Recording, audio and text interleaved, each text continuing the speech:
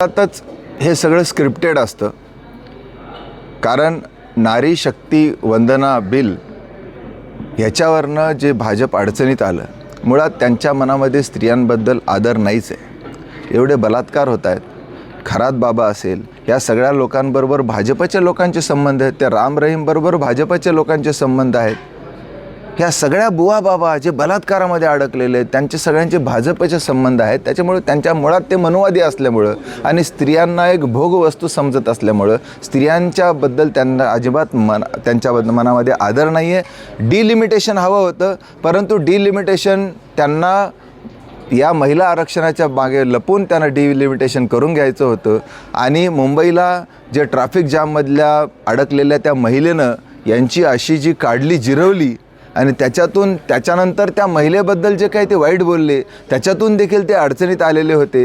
त्यामुळं या संजय गायकवाड यांना RSS BJPनी आमच्या प्रशांत आंबीला शिवाजी कोण होता या पुस्तकाच्या माध्यमातून त्यांना फोन करायला लावला, शिवीगाळ करायला लावली आणि अजून अडचणीत आले. आता त्या अडचणीतून बाहेर पडण्यासाठी त्यांना काल दिलगिरी व्यक्त करायला लावली आणि आज बागेश्वर बाबाला परत बोलायला लावलं. हे बागेश्वर बाबा आज छत्रपती शिवाजी महाराजांबद्दल अत्यंत वाईट बोललेलं आहे. संजय गायकवाड हे आता त्या बागेश्वर बाबांना शिवीगाळ करू शकतील का? त्या स्टेजवर देवेंद्र फडणवीस होते, मोहन भागवत होते. आहे का हिंमत संजय गायकवाड तुमची आता देवेंद्र फडणवीसांना आणि त्या बागेश्वर बाबांना बोलण्याची? ही होऊ शकत नाही. कारण तुम्ही त्यांच्यासोबत आहात, तुम्ही त्यांच्यासोबत सत्तेत आहात. गुवाहाटीला पळून गेले तुम्ही. आणि अजून एक प्रश्न मी संजय गायकवाडांना विचारू इच्छितो की नरेंद्र मोदी आणि छत्रपती शिवाजी महाराज यांची तुलना करणारं एक पुस्तक आलेलं आहे, आज के शिवाजी महाराज, आज के शिवाजी नरेंद्र मोदी असं एक पुस्तक आलेलं आहे. त्या पुस्तकाबद्दल तुमचं काय मत आहे? त्याचा तुम्ही निषेध करणार आहात का? त्याच्या लेखकाला फोन करून शिवीगाळ करणार आहात का? हा आमचा प्रश्न आहे. ते तुम्ही करू शकत नाहीत. तुम्ही त्यांचे आता म्हणजे आश्रित झालेला आहात. सर, गेले कित्येक दशके झाले हे पुस्तक मार्केटमध्ये विक्रीसाठी उपलब्ध आहे. मग अचानकच त्यांनी फोन करून धमकी देण्याचं कारण काय असू शकतं? हे सगळं स्क्रिप्टेड आहे. मी तुम्हाला त्याच्यामुळेच म्हणालो की हे सगळं स्क्रिप्टेड असतं त्यांचं.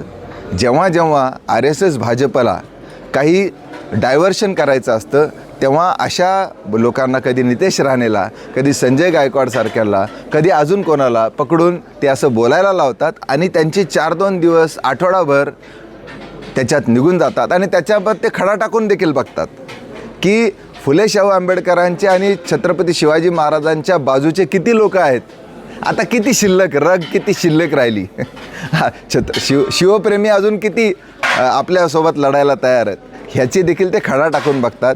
आणि खडा टाकल्यानंतर परत मागे सरकतात, परत नवीन खडा टाकण्यासाठी ते तयार राहतात. ही त्यांची रणनीती असते. सर, या सर्व प्रकरणामध्ये गायकवाड यांनी दिलगिरी देखील व्यक्त करण्यात आलेली, देखील पुढचं पाऊल महाराष्ट्राच्या जनतेला काय उचलू शकते तुम्हाला काय वाटतं? त्यांना लोकांना रोजगार, शिक्षण, आरोग्य, पाणी, विकास या प्रश्नापासून लोकांचं लक्ष डायव्हर्ट करायचं आहे.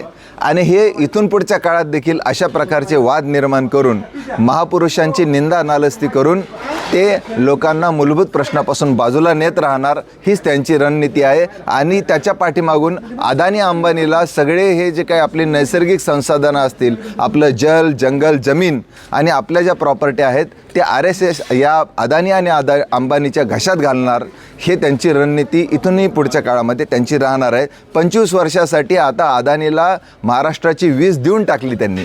आणि ह्याच्याकडं हे सगळं त्यांना ह्याच्या पाठीमागून करायचं असतं, म्हणून ते सगळं ते करत राहणार. आणि यासाठी त्यांना महापुरुषांची निंदा नालस्ती करणं, लोकांना त्याच्यामध्ये गुंतून ठेवणं, हे सगळं ते करत राहणार. ही त्यांची रणनीती इथूनही पुढं तुम्हाला पाहायला मिळेल.